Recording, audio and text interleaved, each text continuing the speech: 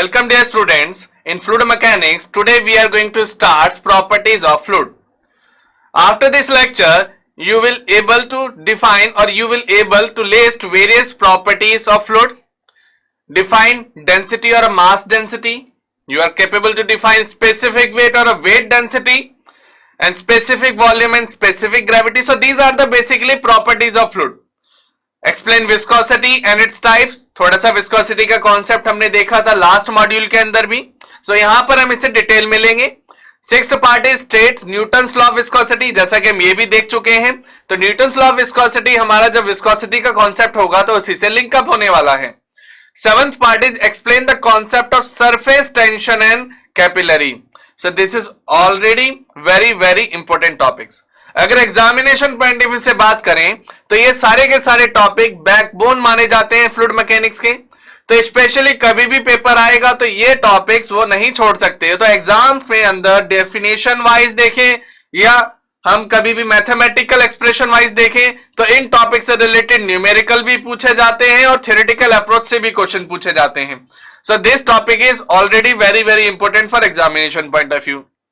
Apart from this one, अगर हम topic linkup की बात करें तो टॉपिक लिंकअप जैसा कि हमने प्रीवियस मॉड्यूल के अंदर विस्कोसिटी पढ़ा था, न्यूटन्स लॉ ऑफ विस्कोसिटी पढ़ा था, न्यूटोनियन और नॉन न्यूटोनियन फ्लूइड पढ़ा था, तो उसी का लिंकअप हम यहां पर देखने वाले हैं.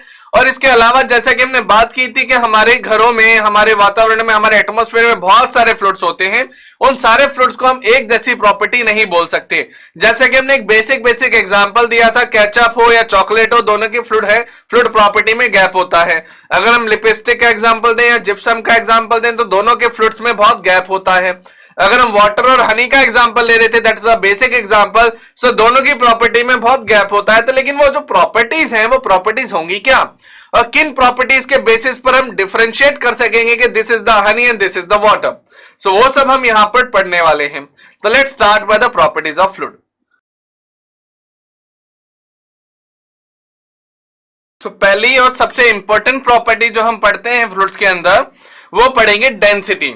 So what is density and what is mass density भी बोल सकते हैं इसे. सो डेंसिटी को हम डिनोट करते हैं रो से. So it is rho which is equal to mass upon volume. So it is the basic formula of density जो हम प्रीवियस क्लासेस में और बेसिक क्लासेस में करते हुए भी आए हैं. So density is equal to mass upon volume. So mass is belongs to KG and volume is belongs to metre cube. अब यहां पर मैं कॉन्सेप्ट आपका क्लियर कर दूं कि अगर हम वॉल्यूम की बात करते हैं तो कुछ बच्चों को वॉल्यूम में कंफ्यूजन रहती है और सबसे ज्यादा वॉल्यूम जब भी हम शेप्स के अंदर निकालते हैं तो उसमें प्रॉब्लम आ जाती है. कई बार हम स्ट्रेंथ ऑफ मटेरियल का जब चैप्टर पढ़ रहे होते हैं या कभी प्रोडक्शन में कास्टिंग पढ़ रहे होते हैं तो वहां की न्यूमेरिकल सॉल्व करने के लिए हमें क्रिटिकल शेप्स का वॉल्यूम निकालना पड़ता है. So what is mean by this volume. अगर मैं वॉल्यूम की बात करूं तो वॉल्यूम का एक इंटरेस्टिंग पार्ट है. हम जितने भी बच्चे होंगे, इन बच्चों ने डीजे पे साउंड सुना होगा या कभी भी घरों में हम वॉल्यूम बढ़ा देते हैं टीवी का. तो व्हाट इज दैट. तो आपने वो वॉल्यूम सुना होगा कि जो डीजे पे यूज होता है, जो साउंड के अंदर वॉल्यूम यूज होता है, वो वॉल्यूम आप सबने सुना होगा कि वॉल्यूम बढ़ा दो घटा दो तो जिससे हम उस साउंड को कंट्रोल रखते हैं. ये वॉल्यूम वही सेम टू सेम वॉल्यूम है जो शेप्स के अंदर यूज होता है. आप सरप्राइजिंगली इसको सोच रहे होंगे कि ये कैसे कोरिलेट हुआ. अगर हम बात करें वॉल्यूम की तो आपने देखा होगा कि अगर हम 5 सीटर कार में भी बैठे हैं और किसी भी स्टूडियो का हम वॉल्यूम बढ़ाते हैं तो ऐसा तो नहीं होता कि एक इंसान को कुछ नहीं सुनाई दे रहा हो और एक तक ही साउंड पहुंच रही हो पर्टिकुलर डायरेक्शन में. No, that means it is the space of 3 dimensional. तो 3 डायमेंशनल के अंदर वो साउंड जाती है, that is called volume. That means अगर हम इसे ग्राफिकली देखें तो ग्राफिकली अप्रोच अगर मैं यहां पर देखूं तो एक्स एक्सिस पर भी वो साउंड जाएगा, वाई एक्सिस पर भी वो साउंड जाएगा और जेड एक्सिस पर भी वो साउंड जाएगा. That means multiplication of all 3 axis is called volume. So volume का मतलब ही क्या होता है कि मल्टीप्लाई कर दें तीनों एक्सिस को, that is called volume. Another example मैं दूं तो आपने अपने रूम का एग्जांपल ले लो. अगर हम रूम के अंदर वॉल्यूम की बात करते हैं तो वॉल्यूम क्या होता है, जो उसके अंदर स्पेस खाली है या जो भरा हुआ है. That means it is the capacity to fill any part. So that is called volume. So volume को हम निकालेंगे कैसे कि जितना भी स्पेस है, स्पेस क्या है, which is directly associated with X axis, Y axis and Z axis. So the multiplication of these all three axes is called volume. तो कभी भी हमें रूम का वॉल्यूम निकालना होता है तो हम क्या करते थे, लेंथ से मल्टीप्लाई, ब्रेथ से मल्टीप्लाई एंड हाइट से मल्टीप्लाई. तो ऐसा हम इसलिए करते थे, अगर किसी भी क्यूबॉइडल शेप का हमें वॉल्यूम निकालना है तो उसकी तीनों एक्सिस का मल्टीप्लीकेशन कर दें तो वॉल्यूम हमारे पास आ जाएगा. अगर मैं यहाँ पे वाई एक्सिस की बात करूं, एक्स एक्सिस की बात करूं और जेड एक्सिस की बात करूं, so the multiplication of all these three is called volume of cuboid. जैसे कि हम मानते हैं this is L, this is B and this is H. So length is associated with X axis, breadth is associated with Z axis and height is associated with y axis. तो multiplication of all these one is volume. So यही आपने याद किया होगा, that's called L into B into H. अगर मैं इसके अलावा और वॉल्यूम की बात करूं तो एक एग्जांपल और देख लेते हैं सिलेंडर का. अगर सिलेंडर का हम देखना चाहते हैं तो सिलेंडर के बॉटम पार्ट पे क्या बना होता है, सर्कल, और सर्कल का एरिया क्या होता है, पाई आर स्क्वायर. और एरिया के अंदर हम देख रहे हैं तो यहाँ x और z एक्सिस कंटेन हो रही है. अगर इसे थ्री डायमेंशनली हम देखें तो यहाँ पे x और z एक्सिस दोनों कंसिडर हो गई, बट बची क्या, y axis. That means base area से हम हाइट को मल्टीप्लाई करा दें, then it will form an cylinder volume. So pi R square H, ये आपने पढ़ा होगा. तो आप जान चुके होंगे कि वॉल्यूम कैसे निकलता है, कि multiplication of all three axis. So यहां पर भी हमने वॉल्यूम की जो यूनिट लिखी है that is called multiplication of three axis. Metre into metre into metre, then it will become metre cube. So I hope you understand this part very well. So यहाँ पे डेंसिटी हमने कैसे ली, mass upon volume, that's called kg upon meter cube, meter into metre into meter. So density और mass density, अब इसको हम proceed करेंगे in the fluid mechanics type. So अगर हम यहाँ पे डायमेंशनल फॉर्मूला इसका निकालें तो फंडामेंटल क्वांटिटीज क्या होती हैं, एमएलटी की फॉर्म में होती हैं, दैट्स कॉल्ड मास, लेंथ और टाइम. यहाँ पे मास हमें दिया हुआ है केजी, तो m raised to power 1. L length हमारे पास दी हुई है 3, then we can say that it is above, that's called L raised to power -3 because वो डिनोमिनेटर में दिया हुआ है तो ऊपर आएगा तो पावर इनवर्स हो जाती है. और टाइम यहाँ पे नहीं होता, then we can say that T raised to power 0. So m raised to power 1, L raised to power -3 into T raised to power 0. So these are the dimensional formula for density. So density temperature और pressure पर depend करती है. कैसे depend करती है वो हम देखेंगे. तो अगर यहां पर हम प्रैक्टिकली देखें तो टेम्परेचर पहले उठा लेते हैं. आपने पानी उबलते हुए देखा होगा घरों में, अपने दूध उबलते हुए देखा होगा. तो जब भी हम टेम्परेचर को इंक्रीज करते हैं वॉल्यूम क्या हो जाता है, इंक्रीज. सो जैसे हमने टेम्परेचर बढ़ाया वॉल्यूम बढ़ गया. अगर ये हम बात कर रहे हैं किसकी, पर्टिकुलर लिक्विड की, लेकिन गैसेस के अंदर अलग हो जाता है कॉन्सेप्ट. अगर हम कोई भी लिक्विड कॉन्सेप्ट उठाते हैं और उसको हीट करते हैं तो वॉल्यूम इंक्रीज हो जाता है. सो यहां पर हम देखें अगर लिक्विड का फॉर्म हम ले रहे हैं, सो लिक्विड के अंदर if temperature is increases, it is a symbol of temperature increases, then density will be decreases. How can it possible. वैसे तो प्रैक्टिकली हम देखते हैं कि जितनी भी भाप होती है पानी से जब उड़ के ऊपर की तरफ उड़ती है तो it is very very light, but how can it possible in mathematical. So mathematically mass upon volume.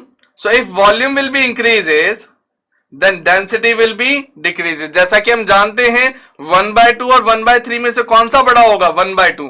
एक के 2 पार्ट और एक के 3 पार्ट, तो एक के 2 पार्ट वाला पार्ट बड़ा होता है, दैट्स कॉल्ड डिनोमिनेटर. जिसका छोटा होगा वो पार्ट बड़ा हो जाता है fraction wise. So here volume will be increases then density will be decreases in terms of liquid. और अगर हम टेम्परेचर की बात करें again, so if temperature is increases so density will be decreases. जैसा कि अभी हमने देखा एक प्रैक्टिकल एग्जांपल लेके. और if density will be increases then pressure will be also increases.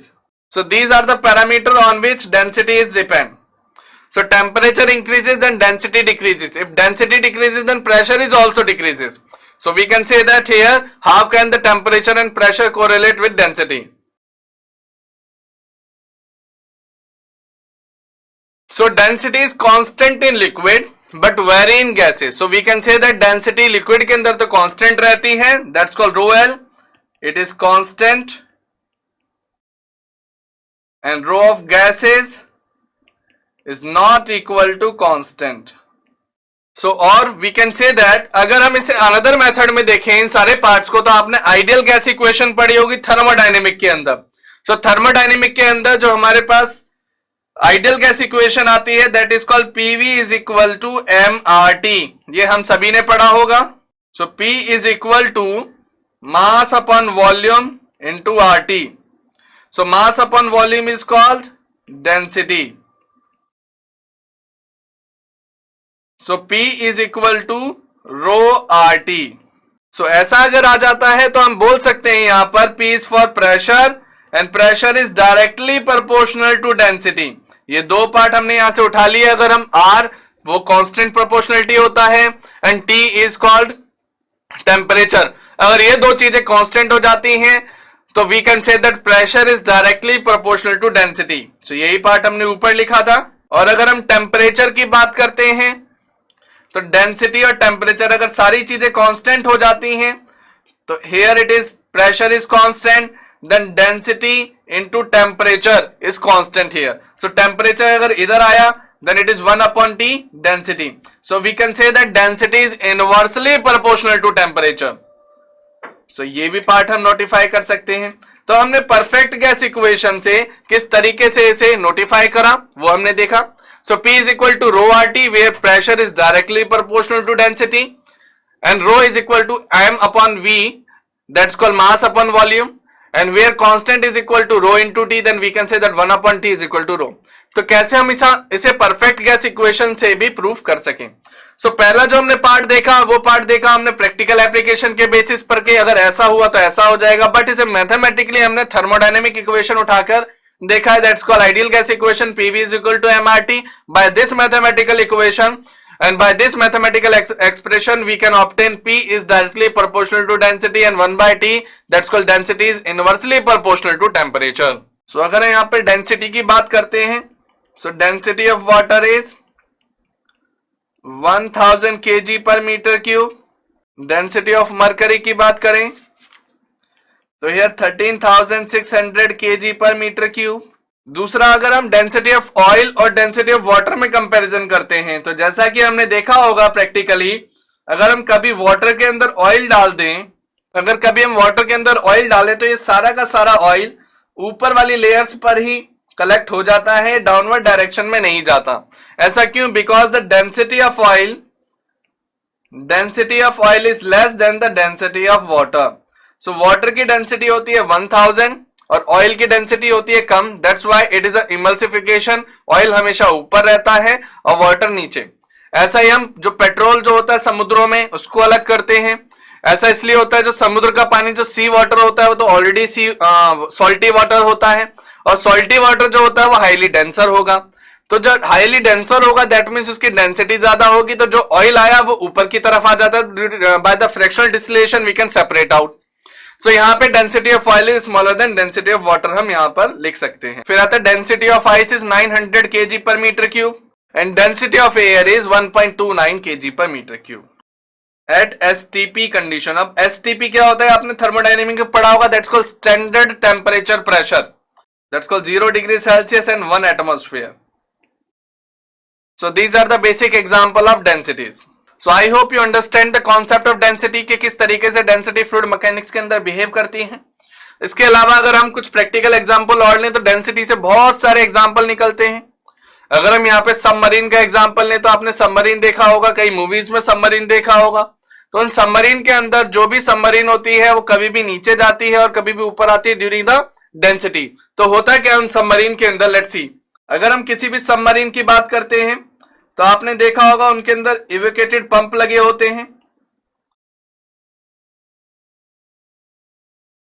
तो जब ये सबमरीन नीचे डाउनवर्ड डायरेक्शन में जाती है तो पानी उन पंप्स के अंदर भर जाता है, उन इवैक्यूएटेड चैम्बर्स के अंदर भर दिया जाता है, जिसकी वजह से इनकी डेंसिटी ज्यादा हो जाती है। बिकॉज वॉल्यूम तो कांस्टेंट है, बट यहां पर इन्होंने क्या किया, जो मास हमारे पास खाली था उस मास को वेट में कन्वर्ट करके इन्होंने उस पानी को सारा अंदर भर लिया जो कि इनके चैम्बर्स थे। उन चैम्बर्स के अंदर जैसे ही सी वाटर फिल हो जाता है, मरीन सबमरीन नीचे की तरफ डाइव करती हैं और जैसे ही इनको ऊपर आना होता है, सबमरीन को ऊपर की तरफ मूव आउट कराना होता है, तो हम इवैक्यूएटेड पंप्स के थ्रू इन पानी को बाहर निकाल देते हैं, जिस वजह से होता क्या है, हमारा वॉल्यूम बढ़ जाता है। और जैसे ही हमारे पास वॉल्यूम बढ़ता है उसके अंदर एयर फिल आउट होती है और एयर की डेंसिटी आप यहाँ पर देख पा रहे होगे, that's called 1.29 kg per meter cube। तो एज कंपेयर टू वाटर वो बहुत कम हो जाती है, जिस वजह से सबमरीन ऊपर की तरफ आ जाती है। सो it is a basic example. Apart from this one, एक क्वेश्चन और पूछ लिया जाता है कॉम्पिटिशन्स में कई बार के, जो सी वाटर जो शिप होता है हमारा, मान लीजिए कोई भी शिप है, पहली बात तो शिप में जो भी नीचे वाला चैम्बर होता है वो सारा खाली होता है।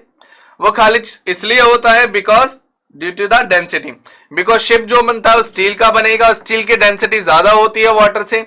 बट अगर हम यहाँ पर वॉल्यूम बढ़ा देते हैं, और अगर हमने इसका वॉल्यूम बढ़ा दिया तो वॉल्यूम बढ़ाने के कारण यहाँ पर पूरे शिप की जो डेंसिटी होती है वो वाटर से कम हो जाती है।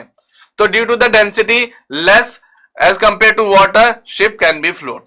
एक एग्जांपल और पूछ लिया जाता है यहां से, जो शिप होता है वो रिवर्स के अंदर, मान लीजिए जितने भी हमारे पास रिवर है, नर्मदा, तापी, महानदी, गोदावरी, कृष्णा, कावेरी, किसी भी रिवर से अगर शिप निकलता है और सीधे समुद्र के पानी की तरफ बढ़ता है तो उस शिप का लेवल अप हो जाएगा या डाउन हो जाएगा, ये क्वेश्चन पूछ लिया जाता है। तो इस क्वेश्चन का रिलेशन भी सीधे डेंसिटी से ही है, because density of sea water is high as compare to density of river.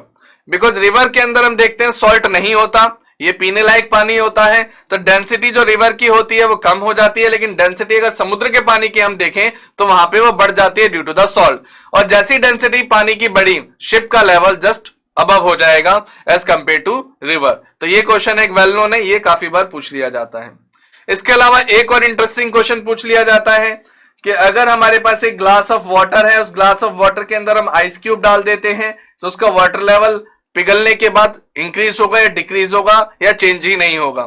तो काफी ज्यादा स्टूडेंट यहाँ पे कंफ्यूज रहते हैं और वो यहाँ पे टिक लगा देते हैं कि बर्फ पिघलने के बाद पानी का लेवल उठ जाएगा, but it is a wrong concept. यहाँ पर पानी का लेवल ना ही घटेगा ना ही उठेगा, इट इज कांस्टेंट।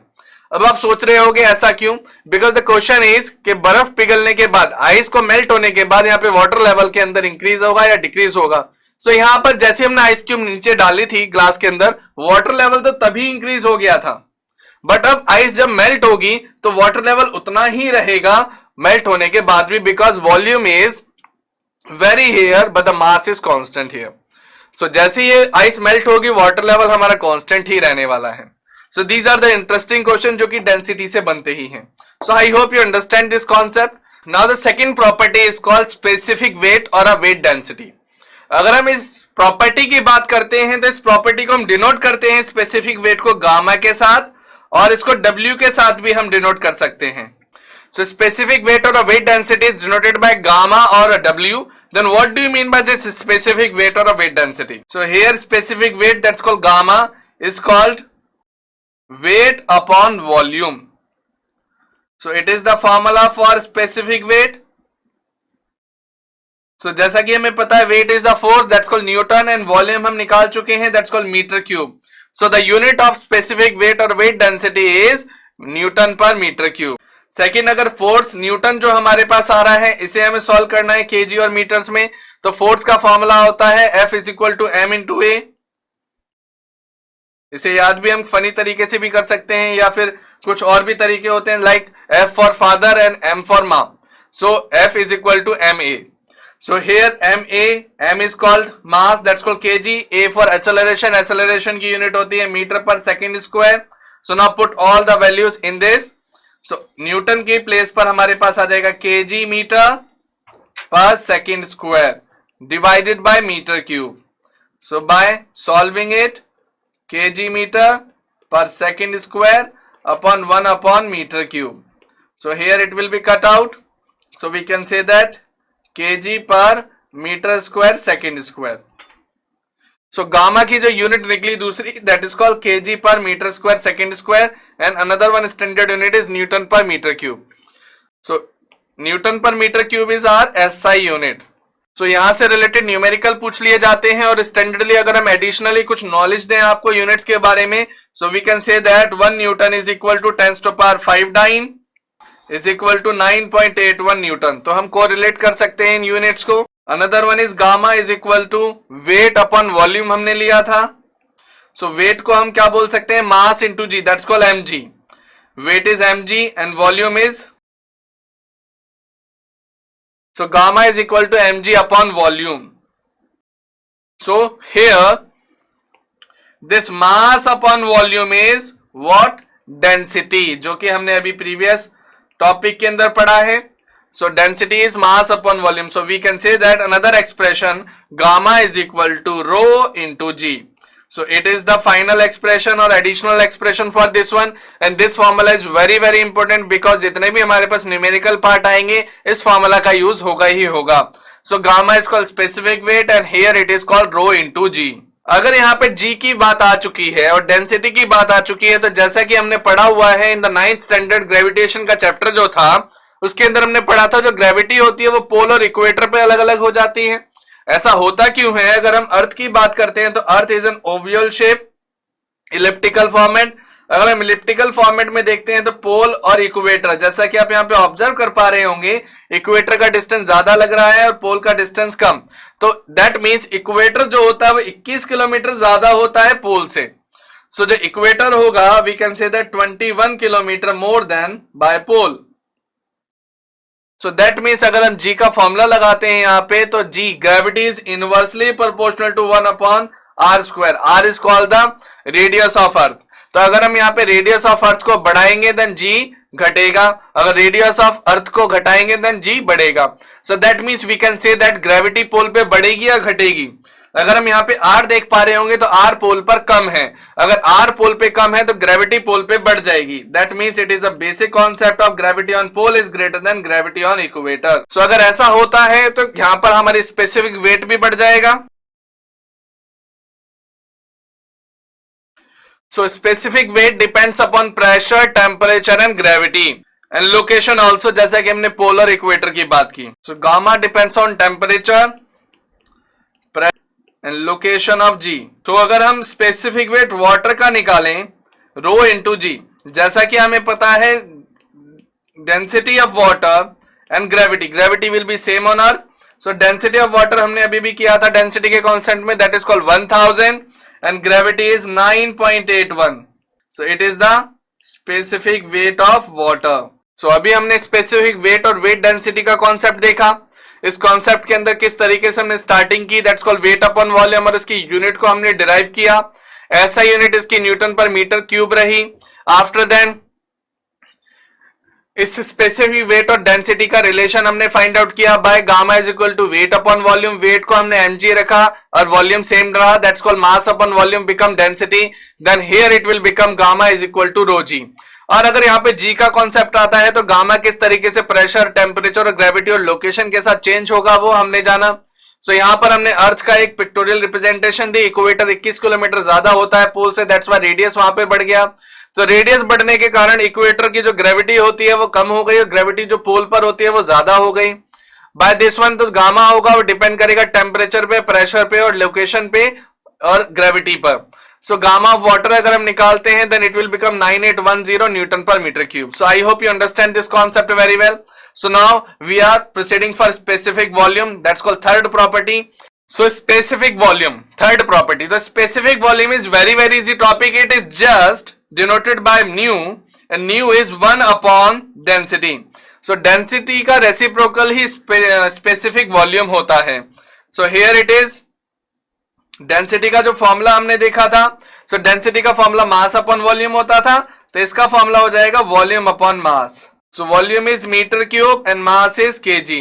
तो here it is meter cube per kg. So now fourth property. So now fourth property is very important property because it is specific gravity और रिलेटिव डेंसिटी. ये क्यों इंपॉर्टेंट है वो अभी हम जानेंगे. सो फर्स्ट ऑफ ऑल इस specific gravity और रिलेटिव डेंसिटी को हम S से डिनोट कर देते हैं और कई बार R.dB लिख देते हैं. तो इसे S से डिनोट करेंगे then what do you mean by this specific gravity.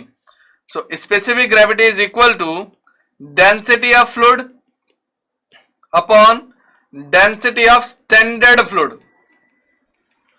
अब what about density of standard fluid, कि किसी की हमें स्पेसिफिक ग्रेविटी निकालनी है तो हम डेंसिटी ऑफ फ्लूइड तो दिया होगा या नहीं दिया होगा तो हम निकाल सकेंगे, but what do you mean by the density of standard fluid in case of gases and in case of liquids. अगर हमारे पास क्वेश्चन के अंदर लिक्विड में बात हो रही है तो हम हमेशा डेंसिटी ऑफ वाटर को कंसिडर करेंगे जो कि 1000 होता है kg पर मीटर क्यूब. और कभी गैसेस की बात हो तो गैसेस के अंदर हम डेंसिटी ऑफ एयर को कंसिडर करेंगे, दैट्स कॉल्ड 1.29 kg पर मीटर क्यूब। सो ये दो पैरामीटर हमारे पास हैं और ज्यादातर डेंसिटी ऑफ वाटर ही आएगा, लिक्विड के केसेस में ही हम ये ज्यादातर एक्सपेरिमेंट करेंगे। सो डेंसिटी ऑफ वाटर हमारा हमेशा क्या रहने वाला है, standard fluid. So here specific gravity is density of fluid upon density of standard fluid. अब अगर हम यहां पर बात करते हैं यूनिट की, सो डेंसिटी की यूनिट क्या होगी, KG per metre cube. Density of standard fluid की यूनिट क्या होगी, ये भी केजी पर मीटर क्यूब। तो इन दोनों को जब हम कट करेंगे देन इट विल बिकम 1। सो इसको हम बोलते हैं यूनिट लेस क्वांटिटी। तो कभी कभी ऑप्शनल क्वेश्चंस या ऑब्जेक्टिव क्वेश्चंस के अंदर पूछ लिया जाता है what is the property which is associated with dimensionless. So dimensionless कौन सी होगी, स्पेसिफिक ग्रेविटी और रिलेटिव डेंसिटी। सो डायमेंशनलेस होने के कारण it is m0, l0 and t0। So for liquid standard fluid is water and for gases it is either air or hydrogen at STP. So अब अगर हम यहां पर रिलेशन देखना चाहते हैं तो density of fluid upon density of standard fluid, अगर यहां पर हम गामा को कोरिलेट करें, सो गामा हमने क्या पढ़ा है, gamma is equal to rho जी, जो कि स्पेसिफिक वेट के कॉन्सेप्ट में हमने पढ़ा था। सो अगर मैं यहां पे ग्रेविटी को डिनोमिनेटर और न्यूमरेटर में मल्टीप्लाई करा दूं then it will become gamma of fluid upon gamma of standard fluid.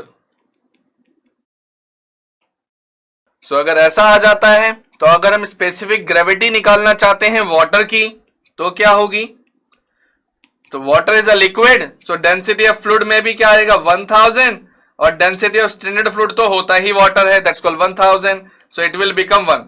So then we can say that relative density of water is 1। If relative density is smaller than 1 then fluid is lighter than water. As we know that अगर fraction part अगर छोटा आ जाता है एक से, सो that means denominator हमारा बड़ा होगा, so fluid is lighter than water. If SL is greater than 1 then we can say that fluid is heavier than water. So अगर हम यहाँ पे नोट में लिखें मरकरी, जैसे हमने वाटर निकाला था, सो मरकरी की जो रिलेटिव डेंसिटी होगी वो होगी 13.6, बिकॉज हम डेंसिटी पढ़ चुके हैं। सो डेंसिटी मरकरी की क्या थी, that's called 13,600 and it is 1000। इसको हम डिवाइड कराएंगे then it will become 13.6। So S of Hg, mercury को हम Hg से डिनोट करते हैं, so the relative density of mercury is 13.6। So 13.6 का मतलब क्या हुआ, it is greater than 1। So ये वाला जो केस आया that means we can say that mercury is 13.6 times heavier than water. So I hope you understand this topic. So this topic is very very important for examination point of view. So आने वाले जो भी हमारी units होंगी उसके अंदर भी इसका बहुत ही इंपॉर्टेंट रोल प्ले होगा। So specific gravity of relative density हमने स्टार्ट किया था, relative that's called density of fluid upon density of standard fluid से। इसके बाद हमने इसको कोरिलेट किया that's called specific weight gamma से, then it will become SL is smaller than 1 then fluid is lighter than water and it is greater than 1 that is fluid is heavier than water. इसका एक example हमने mercury का देखा, SHG that's called 13.6, जो कि 1 से बड़ा है। इफ 1 से बड़ा है then we can say that mercury is 13.6 times heavier than water. So I hope you understand this topic. Before proceeding for next concept, let us check your knowledge. So the next property is very very important property that is called viscosity.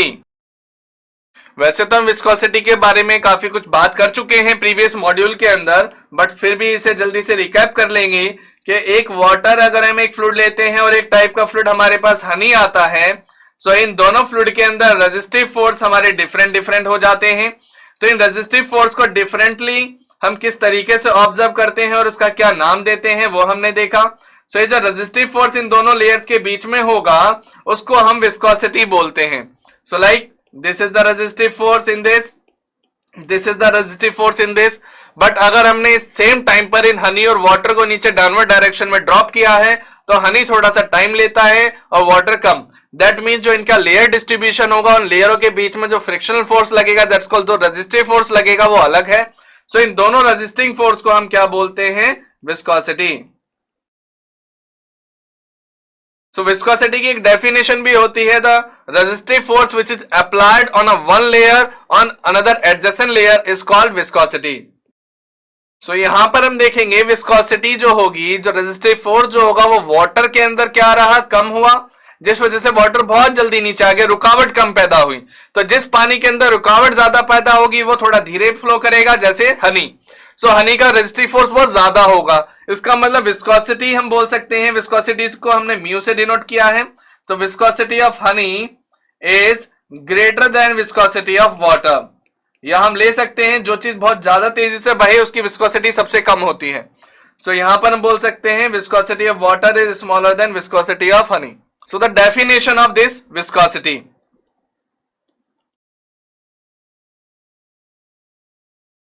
so the definition of viscosity is it is the measurement of internal resistance, जो कि हमने बात की resistive forces की। so it is the measurement of internal resistance offered by the one layer of fluid to the other adjacent layer in the motion is called viscosity। so mathematically हम किस तरीके से इसे प्रूव करेंगे, let's see. सो ये diagram हम पहले भी बना चुके हैं कि किस तरीके से शेयर स्ट्रेस डिस्ट्रीब्यूशन होता है विस्कोसिटी प्रोफाइल में। This is Y direction, vertical direction, and where mu is equal to 0, ये हम बात कर चुके थे इसके बारे में। तो म्यू यहाँ पे विस्कोसिटी 0 रहती है एट दिस पॉइंट, और इसे हम बोलते हैं slip condition, no slip condition. यहाँ कोई स्लिपिंग नहीं होती लेयर्स के बीच में, so it is called no slip condition. So इस प्रोफाइल को देखते हुए we can say that u we can say that it is velocity. So velocity is the function of y. So u is the function of y here. So now we are talking about the relative motion. So relative motion जो भी होगा plates के बीच में वो कैसे होगा, due to the viscosity. So relative motion is due to the viscosity. So जो भी दो हमारे पास लेयर्स होंगी, इन दोनों के बीच में जो भी हमारे पास मूवमेंट आएगा उसको हम रिलेटिव मोशन बोलते हैं, और वो विस्कोसिटी के थ्रू हुई। सो अगर हम यहाँ पे दो पार्टिकल को कंसिडर करें, the first particle at the bottom one having velocity u at a certain smallest distance dy, हमने एक छोटा सा वर्टिकल डिस्टेंस लिया that's called dy, experienced a velocity that's called u positive dy। सो हम mathematically इसको proof करने वाले हैं। तो सबसे पहले हमने जर्नल वेलोसिटी प्रोफाइल यहां पर देखी, उसके बाद हम इसको एक स्मॉलेस्ट पार्टिकल के बिहेवियर से देख रहे हैं। तो हमने यहां पर एक स्मॉलेस्ट पार्टिकल नीचे लिया जिसकी वेलोसिटी u है, और जैसी अबव जाएगी तो वेलोसिटी बढ़ जाती है। इसका एक प्रैक्टिकल एग्जांपल दें तो हमने कितनी भी रिवर्स देखी होंगी, जो ऊपर का जो सरफेस वाटर होता है वो बहुत जल्दी फ्लो करता है, और नीचे वाला जो सरफेस वाटर होता है वो इतनी जल्दी फ्लो नहीं करता। और गहराई में हम जाते हैं तो एकदम शांत पानी होता है, वहां फ्लो होता ही नहीं है। तो जितनी ज्यादा गहराई बढ़ती जाती है उतनी ज्यादा हमारे पास जो रिलेटिव मोशन होता है वो कम होता जाता है, और जितना हम ऊपर की तरफ आते जाते हैं उतना ही फ्लो बहुत जल्दी जल्दी फ्लो करता है। So here we can say that u plus du, and we consider the smallest time interval that's called dt। तो यहां पर हम dt smallest time interval को या smallest time को कंसिडर कर रहे हैं। so now focus on this part। so it is u dt because हमें डिस्टेंस निकालना है। so यहां पर हमने स्पीड को टाइम के साथ मल्टीप्लाई करा है, then it is a distance u dt, and this one part is also same, that's called u dt, and it is a vertical distance dy, and it is a triangle form। अगर हम इसको change in angle निकालें D theta, जो भी हमारा shear force उस पे लगा, तो शेयर फोर्स से हमारे जो एंगल में चेंज आता है दैट्स कॉल्ड डी थीटा। तो इस ट्रायंगल को अगर हम सेपरेट आउट करते हैं, so d y that's called d you upon D t d theta. अब यहां पे हम टेन थीटा का फॉर्मूला लगा लें, tan D theta is equal to P by B. So P is this one and B is this one, so D U D T upon D Y. अगर हमारे पास angle same बहुत छोटा angle आता है, D theta आता है, तो D theta को हम अप्रोक्सीमेटली टेन डी थीटा भी लिख सकते हैं, और टेन डी थीटा को हम अप्रोक्सीमेटली डी थीटा भी लिख सकते हैं। तो इस पार्ट को हम रिप्लेस कर सकते हैं, d theta is equal to D you upon D y, या d you upon D T upon D y. So now point to be noted here, it is very very important expression. अब हम यहां पर क्या काम करने वाले हैं, जो डी थीटा आया चेंज इन एंगल, इसको विद रिस्पेक्ट टू टाइम कर देंगे, जिसको हम रेट ऑफ डिफॉर्मेशन भी बोल सकते हैं। तो एंगल चेंज हुआ टाइम के हिसाब से, टाइम के रिस्पेक्ट में, that's called D theta upon D T is equal to D you upon D Y. So it is the one of the important expression here obtained by this one. So here d theta upon dt, that's called rate of deformation. du upon dy जो कि हम पढ़ चुके हैं, it is a shear strain rate. So d theta upon dt is angular, it is rate of angular deformation, या फिर से हम बोल सकते हैं rate of shear strain rate. Yes, rate of shear strain only. So it is rate of shear strain. So it is a again velocity profile हम बोल सकते हैं. अगर हम यहाँ पर इसको ग्राफिकल मेथड से देखें तो shear force किस तरीके से यहाँ पे अप्लाई होता है, बट यहाँ पर हम रेट ऑफ एंगुलर डिफॉर्मेशन देखना चाहते हैं. So जैसे जैसे डिफॉर्म होता जाएगा it will become like this one. So ये एक्सटेंड होना चाहिए. So that means हमारे पास shear force भी बढ़ेगा, तब ये रेट ऑफ डिफॉर्मेशन बढ़ेगा. Then deformation increases. We can say that tau is directly proportional to D theta upon D T.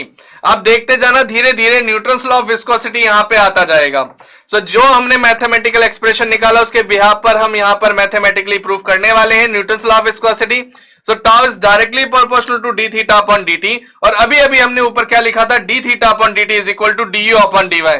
सो इसकी जगह हम यहां पर लिख सकते हैं और d you upon D y. So इसी पार्ट को हम क्या बोलते हैं, Newton's law of viscosity. So now here viscosity proportional हमने लगा दिया mu, that's called tau is equal to mu into d theta upon D t, और we can say that mu into D you upon D y.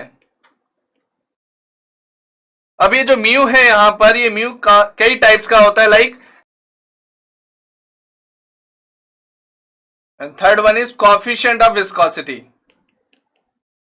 सो यहां पर हमने mathematically इसको prove किया. So tau is equal to mu into d theta upon D T is equal to mu into d you upon D y. So here it is shear stress.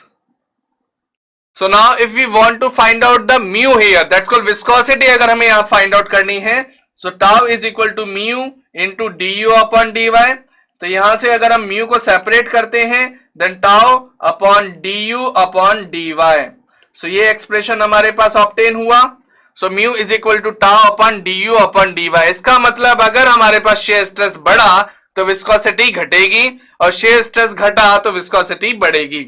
So that means mu is increases if du upon dy decreases, or mu is decreases if du upon dy increases. d theta upon dt के साथ ले सकते हैं. So here expression will be tau upon d theta upon dt. So here we can say that if viscosity is increases, then d theta upon dt decreases. जैसा कि जितना कम change होगा viscosity उतनी ही ज्यादा होगी. अगर हम शहद का एग्जांपल लें तो वहां रेट ऑफ डिफॉर्मेशन सबसे ज्यादा कम हो रहा था, तो जिस वजह से वहां विस्कोसिटी क्या हो गई, ज्यादा हो गई. तो जैसी विस्कोसिटी ज्यादा हुई तो रेजिस्टिव फोर्स ज्यादा हो गया. सो ये कॉन्सेप्ट आप लॉजिकली वहां से अलाइन कर. सो जैसा कि हमने इस फंक्शन की बात की थी, हमने लिखा था बीच में एक ग्राफ के अंदर u is equal to F Y. So u is equal to F Y अगर आ जाता है तो इस फंक्शन को हम क्या बोलते हैं, लीनियर ग्राफ. लेकिन जितने भी अभी तक हमने ग्राफ बनाए वो तो कर्व शेप में बनाए हैं, तो यहां पर हम एक लीनियरली इसको अगर, so linearly it will be, so we can say that अगर मैं निकालना चाहूं यहां पे D you upon D y, so it is p by b according to the smallest triangle. Basic proportionality theorem आप सभी ने पढ़ी होगी. सो बेसिक प्रोपोर्शनलिटी थ्योरम के अकॉर्डिंग जो करस्पॉन्डिंग साइड इस छोटे वाले ट्रायंगल की होंगी वो करस्पॉन्डिंग साइड इस बड़े वाले ट्रायंगल के अकॉर्डिंग होती है. सो यहाँ पे D you upon D Y अगर हम लिख रहे हैं तो यहाँ v अपॉन एच भी लिख सकते हैं. दैट्स कॉल्ड v पार्ट यहाँ पर ये रहा, और h पार्ट इसका ये होगा, that's called p by v. So here D you upon D Y को हम v अपॉन एच से रिप्लेस कर सकते हैं. और जो अभी हमने एक्सप्रेशन ऑब्टेन किए थे by the Newton's law of viscosity, it will be tau equal to mu into D you upon D Y. ये एक्सप्रेशन हमने ऑब्टेन किया है. So now put by D you upon D Y is equal to v upon H. So tau is equal to mu into v upon H. ये हमने लिखा. So tau is what, that's called force upon area. So tau को हम force upon area लिख सकते हैं. Then it will become force upon area is equal to mu into v upon H. So अगर हम यहां से विस्कोसिटी फाइंड आउट करना चाहते हैं then it will become mu equal to force into H upon V into A. So it is another expression in terms of force, in terms of distance, in terms of velocity, in terms of area. So V is for velocity in meter per second, A is called area, that's called meter square, that's called area of plate. H is called vertical distance between two plates, and F is called force here. So I hope you understand these expressions. So now we have to derive unit for viscosity. So अब हम unit अगर derive करना चाहते हैं then what will happen?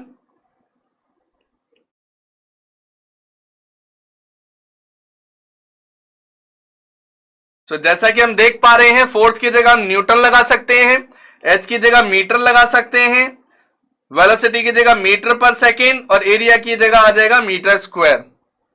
So by this one part it will be cut out. So here Newton second per meter square. So it is SI unit of viscosity. और जो दूसरी unit इसकी रहती है सो न्यूटन पर मीटर स्क्वायर आप देख पा रहे होंगे. सो न्यूटन पर मीटर स्क्वायर किसकी यूनिट होती है? पास्कल की, प्रेशर की. सो प्रेशर यहां पर हम लिख सकते हैं इसे पास्कल सेकेंड. और जो दूसरी यूनिट आती है हमारे पास दैट इज कॉल्ड, अगर न्यूटन को हम चेंज कर देते हैं केजी और मीटर की टर्म में then it will become KG per metre second. So अगर इसे हम एमकेएस सिस्टम के अकॉर्डिंग लें तो mass is 1, length inverse and time inverse. So this is the dimensional formula for viscosity. So this is very important part. वो units के अंदर हमेशा हमें चेंजेस वैल्यू देंगे बट हमें स्टैंडर्ड यूनिट में कन्वर्ट करके ही न्यूमेरिकल सॉल्व करना है. तो unit of viscosity I newton second per metre square, second I pascal second और फिर third one is KG per metre second. So according to this one we have to find out the fundamental dimensional unit that's called m raised to power 1, l raised to power -1 और t raised to power -1. So ये तो बात हो गई MKS system के according. MKS system is called metre, KG and second. अगर हम इसे CGS सिस्टम के अंदर निकालना चाहते हैं तो CGS will be centimetre, gram and second. Then इसको हम पॉइस नाम देते हैं. It is a unit that is called poise in terms of CGS system.